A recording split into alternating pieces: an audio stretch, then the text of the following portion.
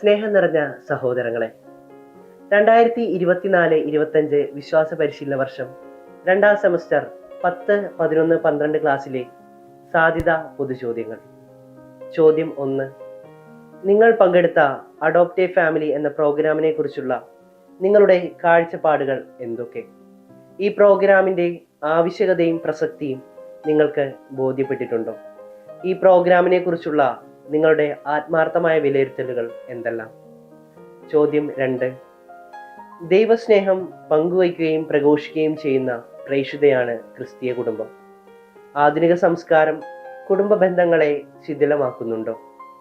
ദൈവസ്നേഹം നിറഞ്ഞ നല്ല കുടുംബങ്ങൾ രൂപപ്പെടുത്താൻ സഹായിക്കുന്ന നിങ്ങളുടെ ആശയങ്ങളും അഭിപ്രായങ്ങളും പങ്കുവയ്ക്കുക. ചോദ്യം 3.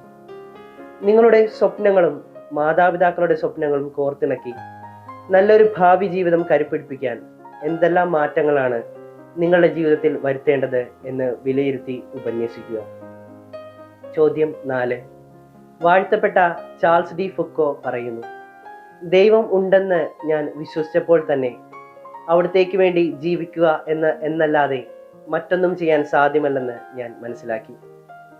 നൂതന വിവര സാങ്കേതിക ലോകത്ത് ഒരു ദൈവവിശ്വാസിയായി ജീവിക്കാൻ നിങ്ങൾക്ക് കഴിയുന്നുണ്ടോ? വിശ്വാസ ജീവിതത്തിൽ നിങ്ങൾ നേരിടുന്ന വെല്ലുവിളികൾ എന്തെല്ലാം? ചോദ്യം 5. പ്രാർത്ഥനയിൽ വളരാം എന്നതാണല്ലോ ഈ വിശ്വാസ പരിശീലന വർഷത്തിൻ്റെ ആപ്തവാക്യം.